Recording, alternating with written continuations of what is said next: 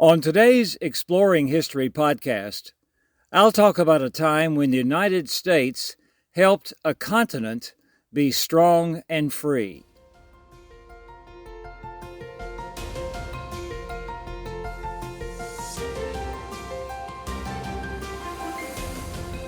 Welcome to Exploring History with Ray Notgrass, a production of Notgrass History.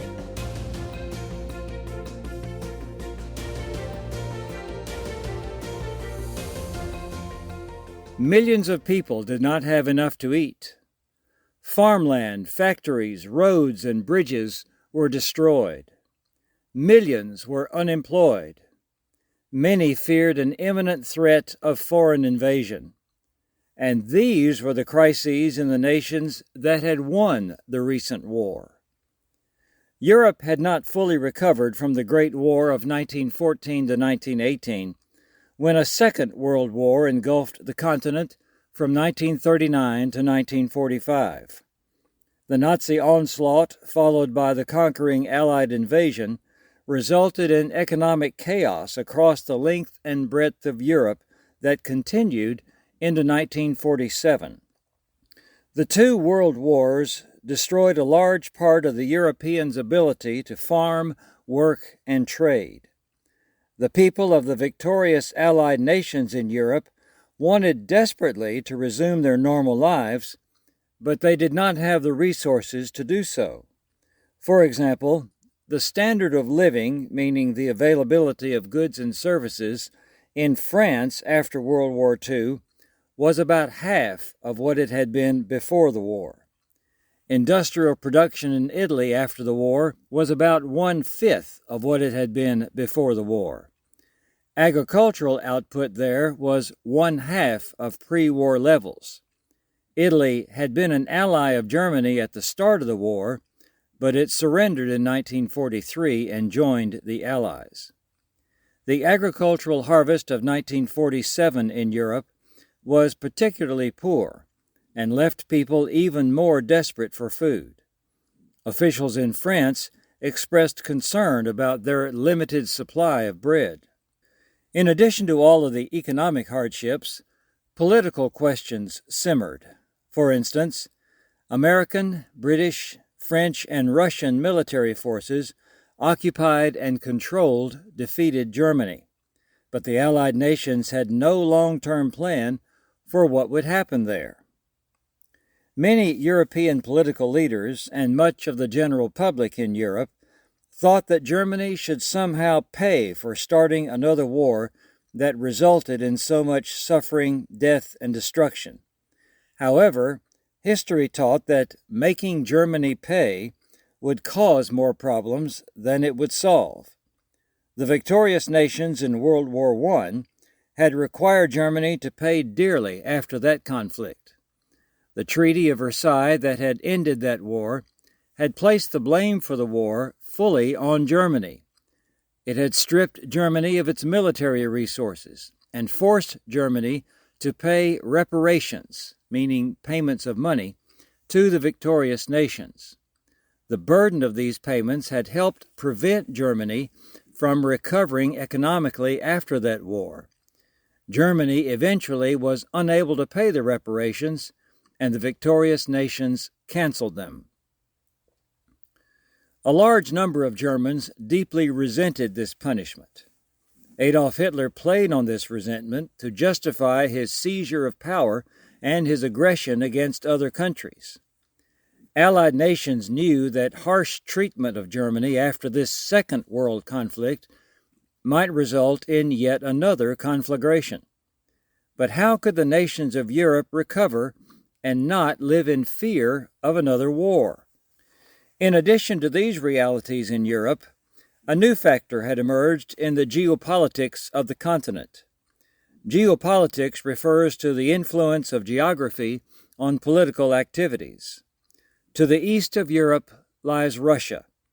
In 1917, communists had seized power in Russia and neighboring countries and had set up the world's first communist government, the Union of Soviet Socialist Republics, or USSR, also called the Soviet Union. The country was sometimes called Russia because that country was by far the largest part of the USSR. The Soviets had joined the Allies against Germany in the Second War, not because of any Russian commitment to freedom and democracy, but because the Soviet Union feared being attacked by Germany and saw an opportunity to expand its power by conquering nations that Germany had previously seized. During and after the war, the Soviets had in fact taken over European nations to its west, including Poland, Hungary, Finland, Romania, Bulgaria, and the eastern part of Germany. This was the line of countries that in 1946 Winston Churchill called the Iron Curtain. Communists had openly expressed the goal of world domination. Many people feared that the weakened nations in Western Europe might be vulnerable to Soviet conquest as well. Once an ally, the Soviet Union had become the new enemy. Communist political parties had already gained strength in France, Britain, and other European nations. In some countries, an alarming number of communists had won election to the national parliament. Germany had taken over Greece in 1941. When the Nazis withdrew from Greece, Greek communists threatened to take over. Only assistance from the United States had helped Greek military forces defeat the communists. The possibility of communist takeovers in other European countries was no mere theoretical possibility. It had already happened in Eastern Europe. Might it also happen in France, Britain, and other countries in Western Europe? World geopolitics were in a period of change and instability. Great Britain had suffered tremendously during the war, and it was no longer able to support its extensive world empire. The crisis in Greece had arisen because Britain could not provide continued assistance to the free government there. After years of turmoil, India, the jewel of the British Empire, became independent in August of 1947. The loss of empire meant the loss of many of Britain's trade arrangements within the empire. Only two great powers existed in the post-war world that had the ability to influence significantly what happened in other parts of the world, namely the United States and the Soviet Union. These two countries had opposite motivations and goals, and Europe lay between them. In March of 1947, President Harry Truman described to Congress the situation in Greece. He spoke of the gravity of the situation which confronts the world today, he said, referring to Greece and also another part of the world, Turkey, which needed help to modernize its economy and raise its people's standard of living. Truman's proposal to give aid to countries that were resisting domination by domestic rebels or foreign invaders came to be known as the Truman Doctrine. Congress soon approved emergency aid to Greece and Turkey. A growing number of people in the United States believed that the U.S. needed to do more to help Europe resist communist domination. The goal of United States foreign policy was not the defeat of Soviet communism and a rollback of their control over countries they had come to dominate. Instead, American policy was one of containment, containing Soviet influence where it existed at the time. The U.S. accepted a balance of power between the two countries and the reality of spheres of influence that each controlled. Secretary of State George Marshall was a retired U.S. Army general. He had been the Army Chief of Staff, the highest-ranking officer in the Army during World War II. Marshall understood the situation in Europe and all of the dangers the continent faced. On June 5, 1947, Marshall delivered the commencement address at Harvard University. He began by stating, "The world's situation is very serious." In the speech, he proposed a program in which the United States would provide assistance to the countries of Europe to help the Europeans get back on their feet and to be able to resist the communist threat. This assistance would include factory parts, food, money, and other items. But Marshall wanted Europeans to take the initiative, develop a proposal, and present it to the United States. His goal was for Europe to return to pre-war conditions in 4 years. Marshall said the program was intended to fight hunger, poverty, desperation, and chaos. In response to Marshall's proposal, representatives from 16 European countries met in Paris to discuss what they needed. It was the first time that representatives of the nations of Europe had examined the economic condition of the entire continent. However, their discussions did not go smoothly at first. For instance, much of what they did was simply to come up with a list of what they each wanted, which resulted in a proposal of about $28 billion in aid, an amount the United States was unable and unwilling to provide. In addition, centuries-old geopolitical rivalries among the European nations resurfaced. Would British factories be rebuilt first or French? When would factories in Allied-controlled Germany receive help? Would Germany be able to resume steel production? Or would the other European nations keep Germany at a weakened level while they rebuilt and rearmed? The European nations and the United States invited the Soviet Union and the Soviet-controlled countries in Eastern Europe to take part, but the Communists refused to participate, as everyone in the West thought they would. The Soviets charged that the American proposal was just a way for the U.S. to extend its imperialistic control over Europe. Congress refused to approve the Europeans' initial proposal. One factor in the deliberations of Congress was that in 1946 the Republican Party had gained majorities in both the Senate and the House of Representatives for the first time since 1932. Many Republicans opposed sending additional assistance to Europe. They thought that the United States had been involved enough in international affairs, and they wanted to turn their attention to long-neglected needs within the U.S. itself.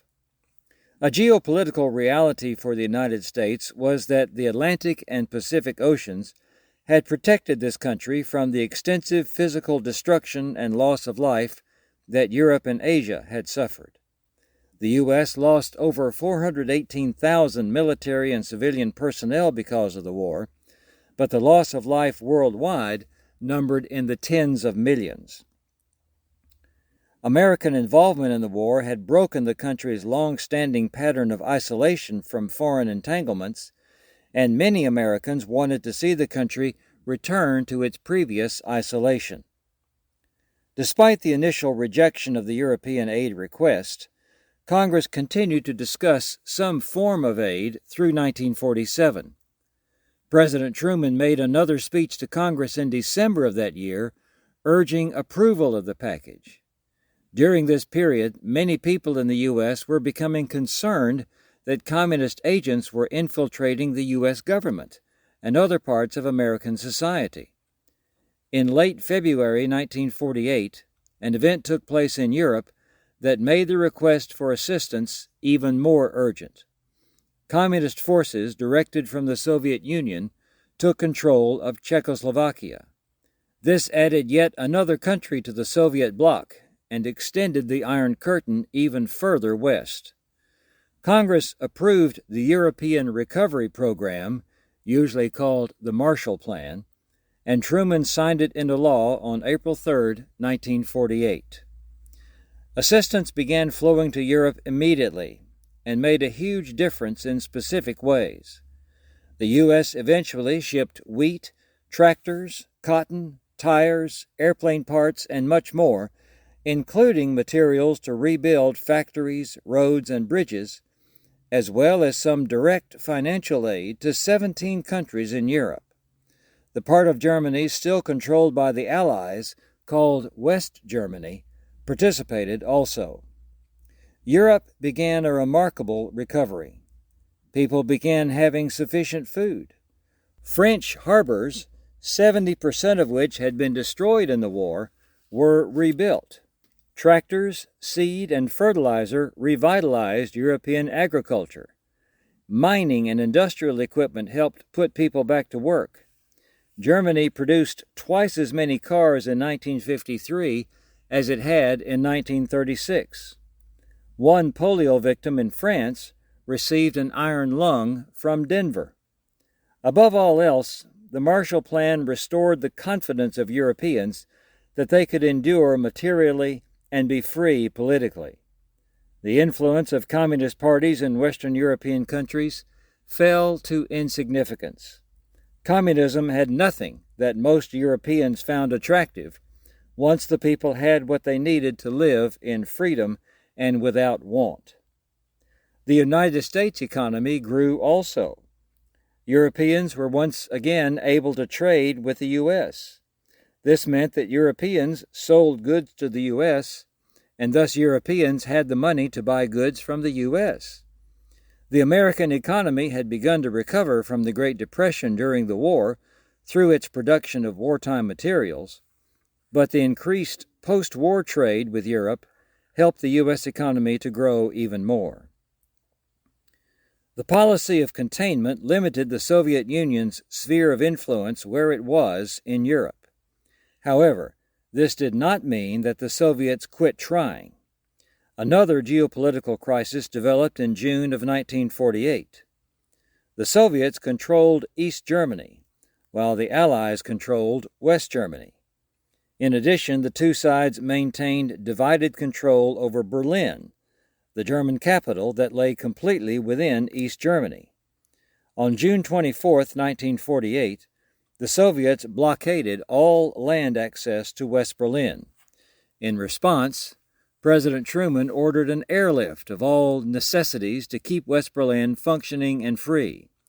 The Berlin airlift continued until May of 1949, when the Soviets lifted the blockade. Thus, the United States defused another confrontation with the Communists. The Marshall Plan aid program changed dramatically in 1950, when North Korea invaded South Korea. The U.S. government directed more of its resources to this new war effort, which presented an even more alarming illustration of the communist threat. European countries also began focusing on military preparedness in case the Soviet communists moved on Europe. Marshall Plan assistance continued until 1952. Aid from the United States to Europe under the Marshall Plan totaled $13 million. It wasn't everything that European leaders requested, but it was enough to make a difference.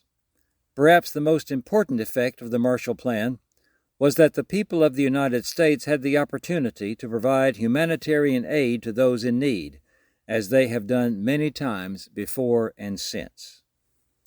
Germany remained divided between East Germany, ruled by communists, and West Germany, which became a free democracy in 1949. The failures of the communist system eventually led to the fall of communism in Eastern Europe beginning in 1989. Germany officially reunited in 1990. The Soviet Union dissolved in 1991. 10 European nations, along with the United States and Canada, formed the North Atlantic Treaty Organization, NATO, which coordinated military activities among member nations.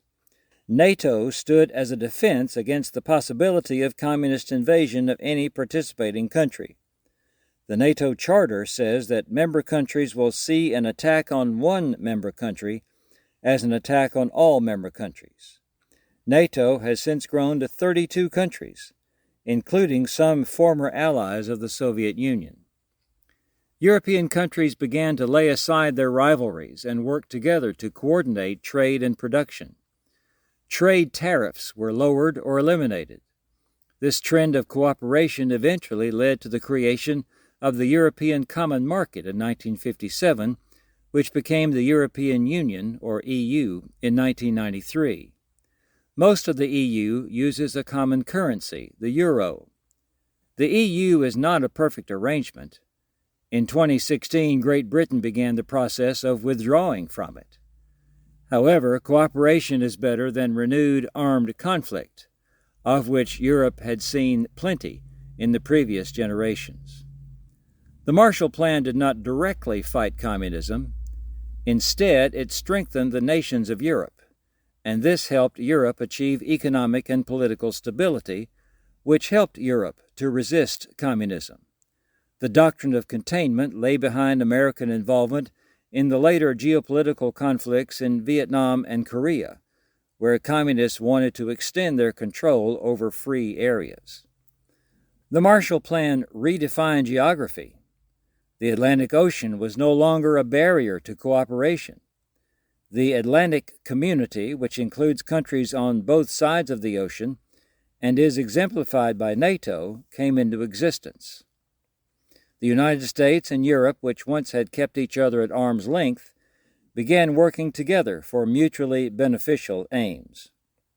Geopolitics, international negotiations, and the deliberations of Congress came together in the Marshall Plan, which addressed a situation that literally involved life and death for multitudes of people and for the nations in which they lived. I'm Ray Notgrass. Thanks for listening.